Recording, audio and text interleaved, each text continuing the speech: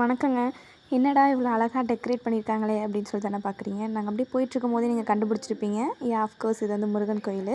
கரெக்டாக தைப்பூசம் அன்றைக்கி கும்பாபிஷேகம் பண்ணாங்க. பட் எங்களால் அன்றைக்கி போக முடியலன்றதுனால அதுக்கு நெக்ஸ்ட் டே தான் போனோம். ஒரே இடத்துல ஆறுபடை முருகனும் காட்சி கொடுக்குறத பார்க்கணும் அப்படின்னா கண்டிப்பாக அந்த கோயிலுக்கு வரணும்.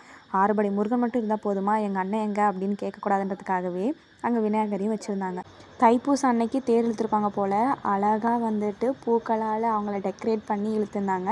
அவங்க கூடவே வள்ளியும் தெய்வானையும் அழகாக அமைச்சு அவங்க கழுத்தில் குட்டியாக ஒரு தாலி வச்சு அழகாக இருந்துச்சு.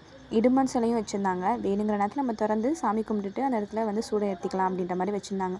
நாங்கள்லாம் அதை பார்த்தோன்னே சரி இது வரைக்கும் நம்ம வந்துட்டு பட்டை போட்டது இல்லைன்னு சொல்லி பட்டை போட்டிருந்தோம்.